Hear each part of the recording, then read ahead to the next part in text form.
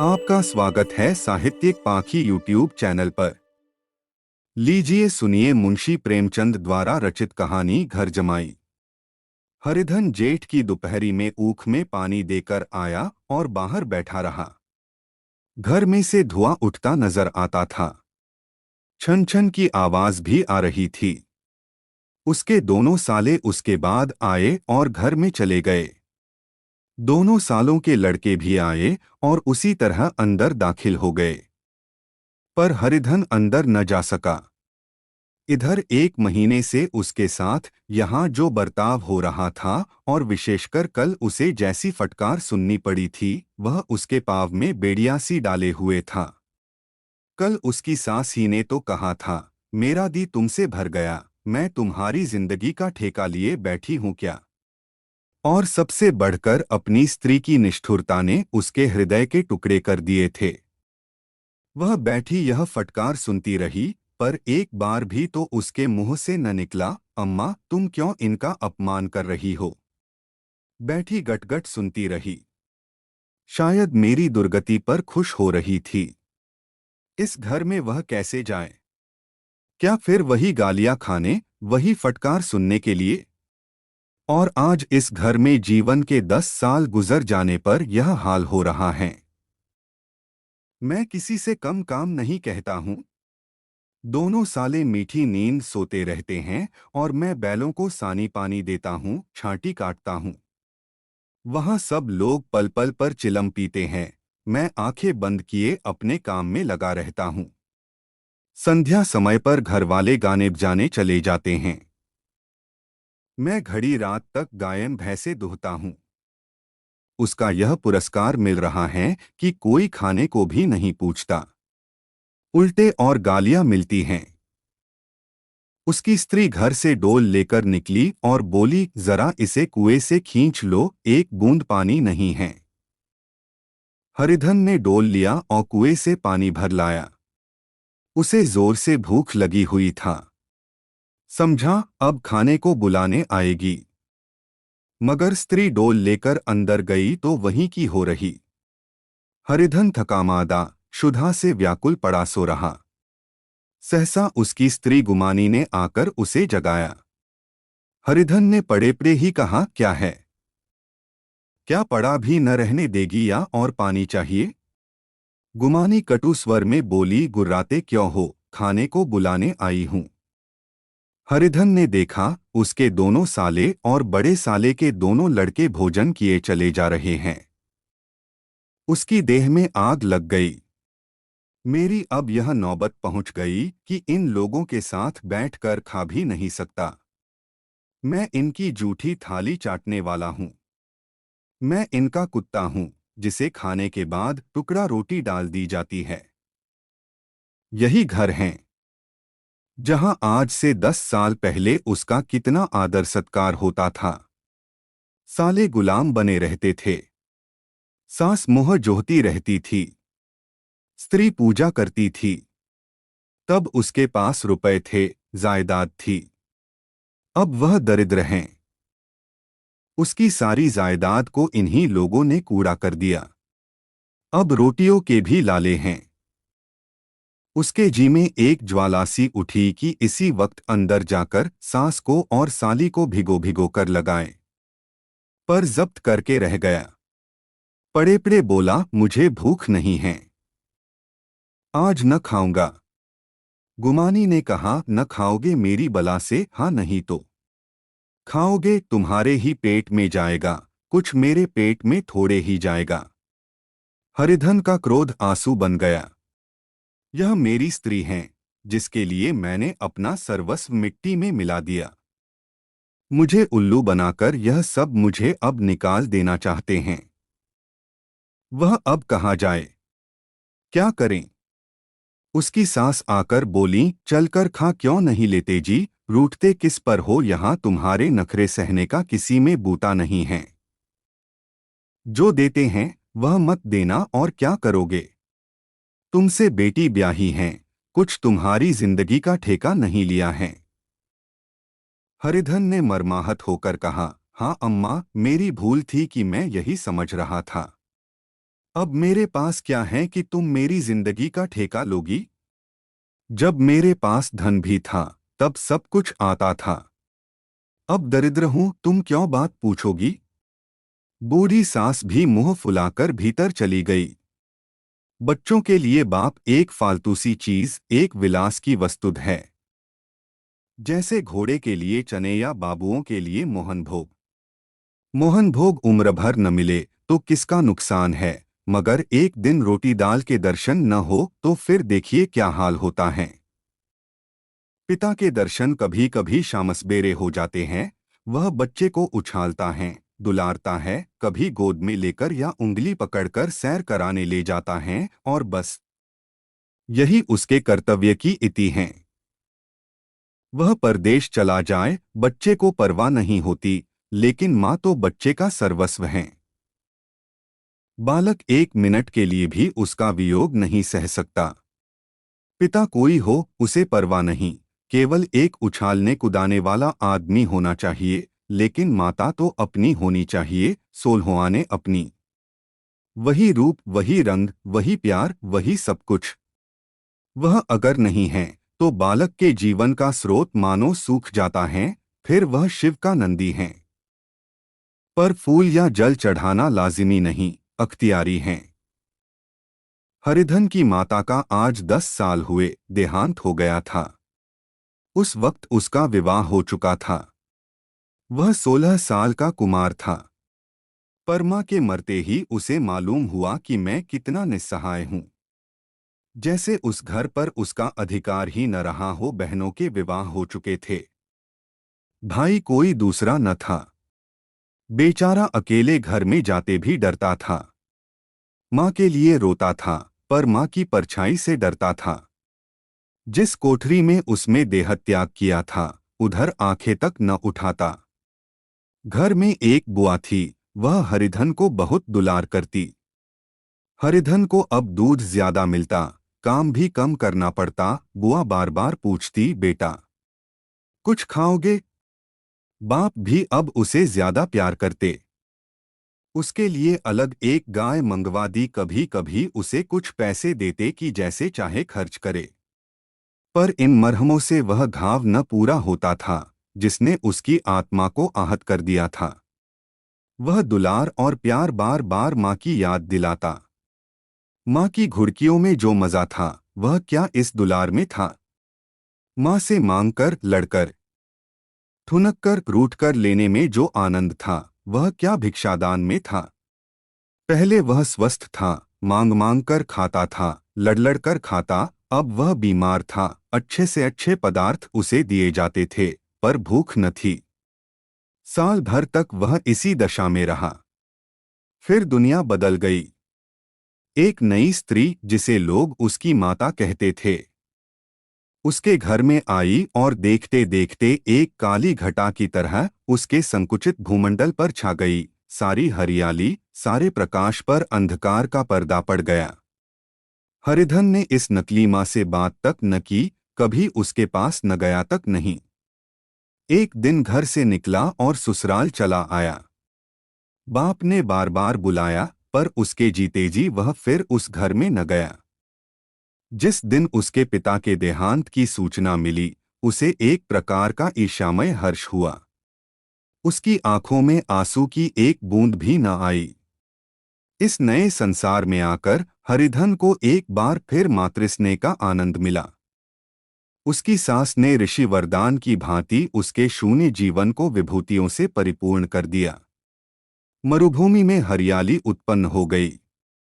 सालियों की चुहल में, सास के स्नेह में, सालों के वाकविलास में और स्त्री के प्रेम में उसके जीवन की सारी आकांक्षाएं पूरी हो गईं। सास कहती, बेटा तुम इस घर को अपना ही समझो। तुम ही मेरी आंखों के तारे हो। वह उससे अपने लड़कों की, बहुओं की शिकायत करती। वह दिल में समझता था, सास जी मुझे अपने बेटों से भी ज्यादा चाहती हैं। बाप के मरते ही वह घर गया और अपने हिस्से की जायदाद को कूड़ा करके रुपयों की थैली लिए फिरा गया। अब उसका दूना आदर सत्कार होने लगा। उसने अपनी सारी संपत्ति सास के चरणों पर अर्पण करके अपने जीवन को सार्थक कर दिया। अब तक उसे कभी कभी घर की याद आ जाती थी, अब भूलकर भी उसकी याद न आती, मानो वह उसके जीवन का कोई भीषण कांड था जिसे भूल जाना ही उसके लिए अच्छा था। वह सबसे पहले उठता, सबसे ज्यादा काम करता। उसका मनोयोग, उसका परिश्रम देखकर गांव के लोग दांतों उंगली दबाते थे। उसके ससुर का भाग्य बखारते, जिसे ऐसा दामाद मिल गया। लेकिन ज्यों-ज्यों दिन गुजरते गए, उसका मान सम्मान घटता गया।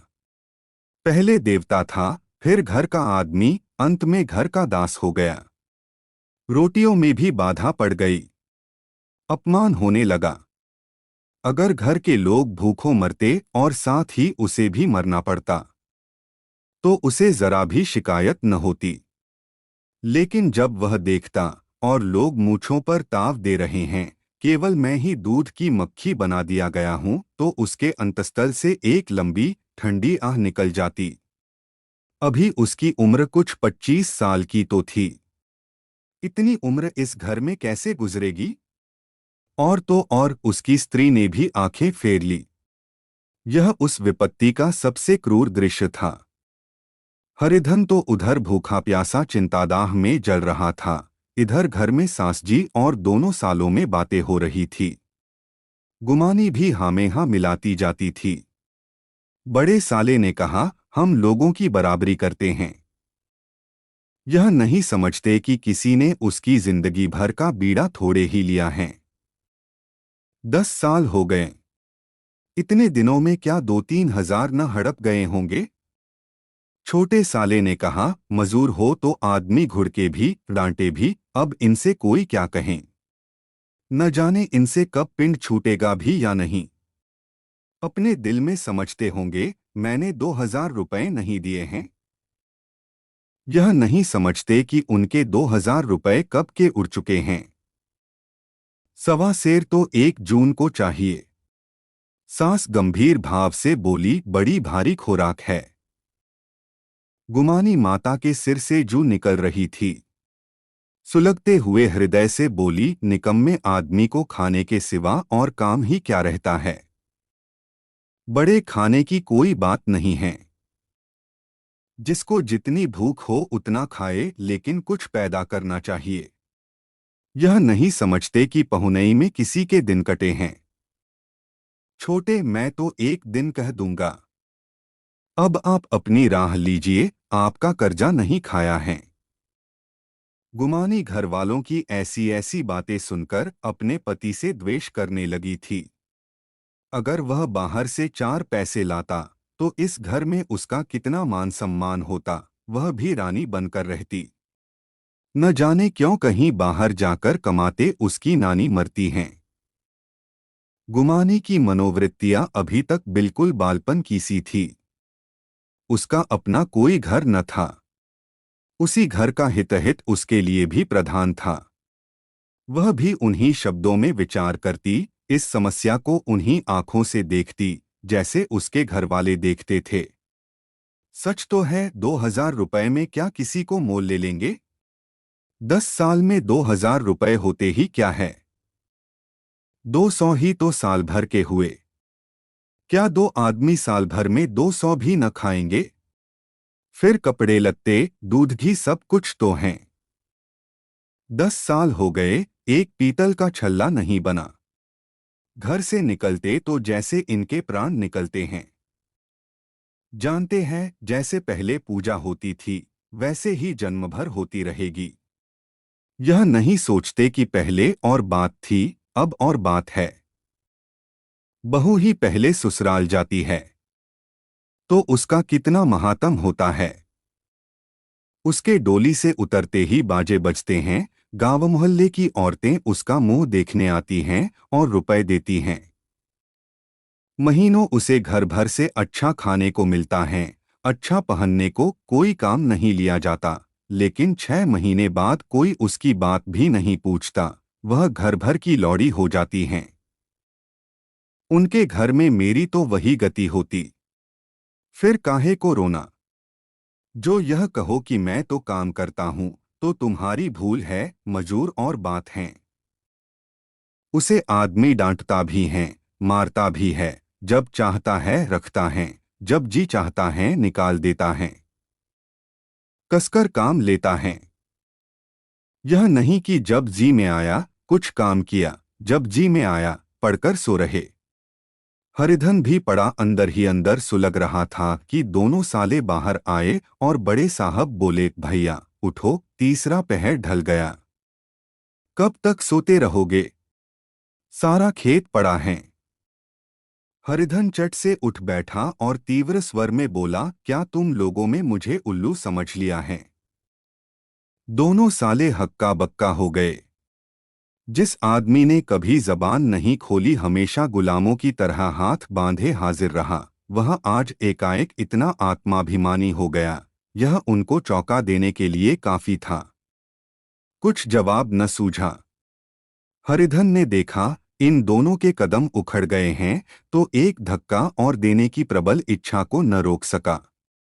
उसी ढंग से बोला, मेरी भी आंखें हैं, अंधा नहीं हूं, न बहरा ही हूं। छाती फाड़कर काम करूं और उस पर भी कुत्ता समझा जाऊं, ऐसे गधे कहीं और होंगे। अब बड़े साले भी गरम पड़े, तुम्हें किसी ने यहां बांध तो नहीं रखा है। अब की हरिधन लाजवाब हुआ। कोई बात न सूझी। बड़े ने फिर उसी ढंग से कहा, अगर तुम यह चाहो कि जन्म भर पाहुने बने रहो और तुम्हारा वैसा ही आदर सत्कार होता रहे, तो हमारे बस की बात नहीं है। हरिधन ने आंखें निकालकर कहा, क्या मैं तुम लोगों से कम काम करता हूं? बड़े, यह कौन कहता है? हरिधन, तो तुम्हारे घर की यही नीति है कि जो सबसे ज्यादा काम करे वही भूखों मारा जाए। बड़े, तुम खुद खाने नहीं गए, क्या कोई तुम्हारे मुंह में कौर डाल देता? हरिधन ने होठ चबाकर कहा, मैं खुद खाने नहीं गया। कहते तुम्हें लाज नहीं आती? नहीं आई थी बहन तुम्हें बुलाने। हरिधन की आंखों में खून उतर गया, दांत पीसकर रह गया। छोटे साले ने कहा, अम्मा भी आई थी।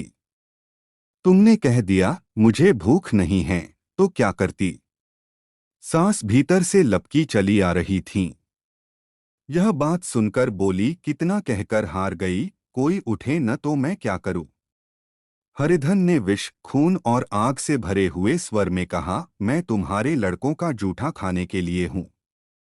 मैं कुत्ता हूं कि तुम लोग खाकर मेरे सामने रूखी रोटी का टुकड़ा फेंक दो? बुढ़िया ने ऐंठकर कहा, तो क्या तुम लड़कों की बराबरी करोगे? हरिधन परास्त हो गया। बुढ़िया के एक ही वाक प्रहार ने उसका का काम तमाम कर दिया। उसकी तनी हुई भवें ढीली पड़ गई, आंखों की आग बुझ गई, फड़कते हुए नथने शांत हो गए। किसी आहत मनुष्य की भांति वह जमीन पर गिर पड़ा। क्या तुम मेरे लड़कों की बराबरी करोगे? यह वाक्य एक लंबे भाले की तरह उसके हृदय में चुभता चला जाता था। न हृदय का अंत था, न उस भाले का। सारे धर ने खाया, पर हरिधन न उठा। सास ने मनाया, सालियों ने मनाया, ससुर ने मनाया, दोनों साले मनाकर हार गए। हरिधन न उठा। वहां द्वार पर एक टाट पड़ा था।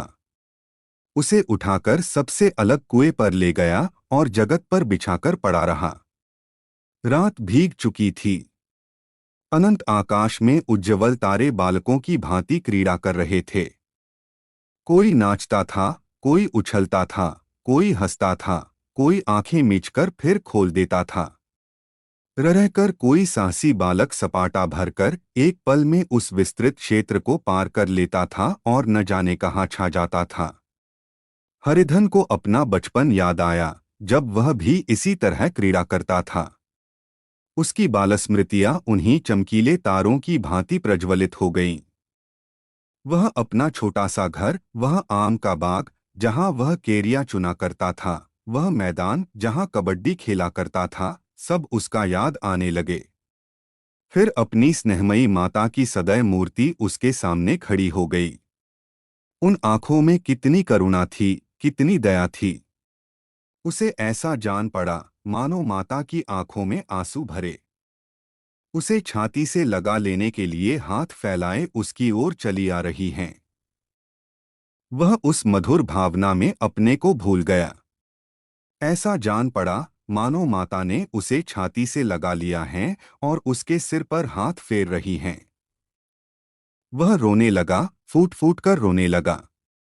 उसी आत्मसम्मोहित दशा में उसके मुंह से यह शब्द निकले, अम्मा, तुमने मुझे इतना भुला दिया। देखो तुम्हारे प्यारे लाल की क्या दशा हो रही है। कोई उस पानी को भी नहीं पूछता। क्या जहां तुम हो वहां मेरे लिए जगह नहीं है। सहसा गुमानी ने आकर पुकारा, क्या सो गए तुम, ऐसी भी क्या राक्षसी नींद। चलकर खा क्यों नहीं लेते। कब तक कोई तुम्हारे लिए बैठा रहे। हरिधन उस कल्पना जगत से क्रूर प्रत्यक्ष में आ गया। वही कुएं की जगत थी, वही फटा हुआ टाट, और गुमानी सामने खड़ी कह रही थी, कब तक कोई तुम्हारे लिए बैठा रहे। हरिधन उठ बैठा और मानो तलवार म्यान से निकालकर बोला, भला तुम्हें मेरी सुध तो आई। मैंने कह तो दिया था मुझे भूख नहीं है। गुमानी तो कितने दिन तक न खाओगे। अब इस घर का पानी भी न पीऊंगा। तुझे मेरे साथ चलना है या नहीं। दृढ़ संकल्प से भरे हुए इन शब्दों को सुनकर गुमानी सहम उठी। बोली, कहाँ जा रहे हो। हरिधन ने मानो नशे में कहा, तुझे इससे क्या मतलब। मेरे साथ चलेगी या नहीं। फिर पीछे से न कहना मुझसे कहा नहीं। गुमानी आपत्ति के भाव से बोली, तुम बताते क्यों नहीं कहाँ जा रहे हो। तू मेरे साथ चलेगी या नहीं। जब तक बता न दोगे मैं न जाऊंगी। तो मालूम हो गया तू नहीं जाना चाहती। मुझे इतना ही पूछना था। नहीं तो अब तक मैं आधी दूर निकल गया होता। यह कहकर उठा और अपने घर की ओर चला। गुमानी पुकारती रही, सुन लो, पर उसने फिरकर भी न देखा। 30 मील की मंजिल हरिधन ने 5 घंटों में तय की। जब वह अपने गांव की अमराइयों के सामने पहुंचा तो उसकी मातृभावना उषा की सुनहरी गोद में खेल रही थी। उन वृक्षों को देखकर उसका विह्वल हृदय नाचने लगा। मंदिर का सुनहरा कलश देखकर वह इस तरह दौड़ा मानो एक छलांग में उसके ऊपर जा पहुंचेगा।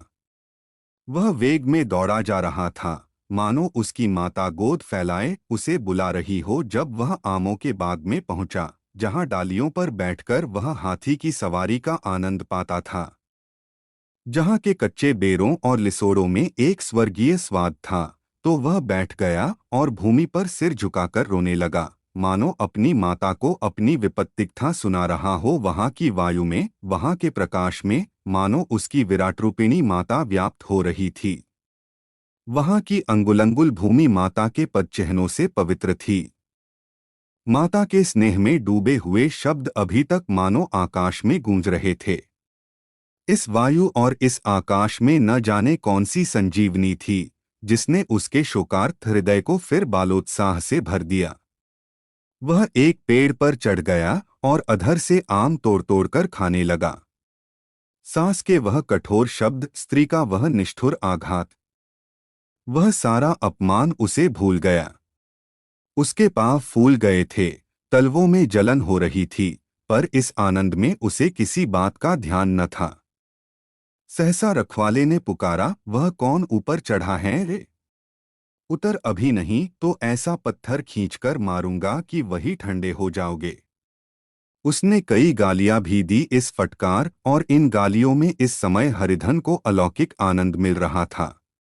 वह डालियों में छिप गया, कई आम काट काट नीचे गिराए और जोर से ठट्टा मारकर हंसा। ऐसी उल्लास से भरी हुई हंसी उसने बहुत दिन से न हंसी थी। रखवाले को यह हंसी परिचित मालूम हुई। मगर हरिधन यहाँ कहाँ। वह ससुराल की रोटियां तोड़ रहा है। कैसा हंसोढ़ा था, कितना चिबिल्ला, न जाने बेचारे का क्या हाल हुआ। पेड़ की डाल से तालाब में कूद पड़ता था। अब गांव में ऐसा कौन है। डांटकर बोला, वहां से बैठे बैठे हंसोगे तो आकर सारी हंसी निकाल दूंगा, नहीं तो सीधे उतर आओ। वह गालियां देते जा रहा था कि एक गुठली आकर उसके सिर पर लगी। सिर सहलाता हुआ बोला, यह कौन शैतान है, नहीं मानता। ठहर तो मैं आकर तेरी खबर लेता हूँ। उसने अपनी लकड़ी नीचे रख दी और बंदरों की तरह चटपट ऊपर चढ़ गया। देखा तो हरिधन बैठा मुस्करा रहा है। चकित होकर बोला, अरे हरिधन, तुम यहाँ कब आए? इस पेड़ पर कब से बैठे हो? दोनों बचपन के सखा वहीं गले मिले। यहाँ कब आए? चलो घर चलो। भले आदमी, क्या वहां आम भी मयस्सर न होते थे? हरिधन ने मुस्कुराकर कहा, मंगरू, इन आमों में जो स्वाद है वह और कहीं के आमों में नहीं है। गा का क्या रंगढंग है? मंगरू, सब चैनचान है भैया। तुमने तो जैसे नाता ही तोड़ लिया। इस तरह कोई अपना गाँव-घर छोड़ देता है? जब से तुम्हारे दादा मरे, सारी गिरस्ती चौपट हो गई। दो छोटे छोटे लड़के हैं, उनके लिए क्या होता है? हरिधन, अब उस गिरस्ती से क्या वास्ता है भाई? मैं तो अपना ले दे चुका। मजूरी तो मिलेगी न? तुम्हारी गैया ही चरा दिया करूंगा, मुझे खाने को दे देना। मंगरू ने अविश्वास के भाव से कहा, अरे भैया, कैसी बातें करते हो, तुम्हारे लिए जान हाजिर है। क्या ससुराल में अब न रहोगे? कोई चिंता नहीं, पहले तो तुम्हारा घर ही है, उसे संभालो। छोटे छोटे बच्चे हैं, उनको पालो। तुम नई अम्मा से नाहक डरते थे। बड़ी सीधी है बेचारी, बस अपनी माँ समझो। तुम्हें पाकर तो निहाल हो जाएगी। अच्छा, घरवाली को भी तो लाओगे? हरिधन, उसका अब मुंह न देखूंगा। मेरे लिए वह मर गई। मंगरू, तो दूसरी सगाई हो जाएगी।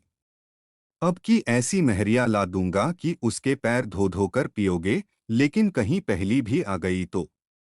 हरिधन, वह न आएगी। हरिधन अपने घर पहुंचा तो दोनों भाई भैया आए। भैया आए कहकर भीतर दौड़े और माँ को खबर दी। उस घर में कदम रखते ही हरिधन को ऐसी शांत महिमा का अनुभव हुआ मानो वह अपनी माँ की गोद में बैठा हुआ है। इतने दिनों ठोकरें खाने से उसका हृदय कोमल हो गया था। जहाँ पहले अभिमान था, आग्रह था, हेकड़ी थी, वहाँ अब निराशा थी, पराजय और याचना थी। बीमारी को जोर कम हो चला था, अब मामूली दवा भी असर कर सकती थी। किले की दीवारें छिद चुकी थी, अब उसमें घुस जाना असाध्य न था। वही घर जिससे वह एक दिन विरक्त हो गया था, अब गोद फैलाए उसे आश्रय देने को तैयार था। हरिधन का निर्वलंब मन यह आश्रय पाकर मानो तृप्त हो गया। शाम को विमाता ने कहा, बेटा, तुम घर आ गए, हमारे धन्य भाग। अब इन बच्चों को पालो। माँ का नाता न सही, बाप का नाता तो है ही। मुझे एक रोटी दे देना, खाकर एक कोने में पड़ी रहूंगी। तुम्हारी अम्मा से मेरी बहन का नाता है, उस नाते से तुम मेरे लड़के होते हो। हरिधन ने मातृविह्वल आंखों से विमाता के रूप में अपनी माता के दर्शन किए। घर के एक एक कोने से मातृस्मृतियों की छटा चांदनी की भांति छिटकी हुई थी। विमाता का प्रौढ़ मुखमंडल भी उसी छटा से रंजित था।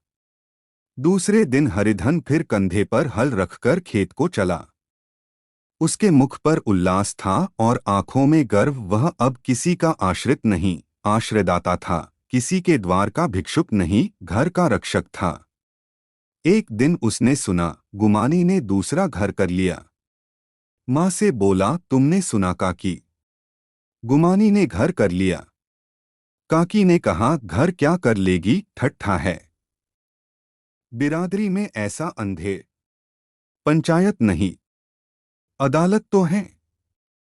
हरिधन ने कहा, नहीं काकी, बहुत अच्छा हुआ। ला, महावीर जी को लड्डू चढ़ाऊं।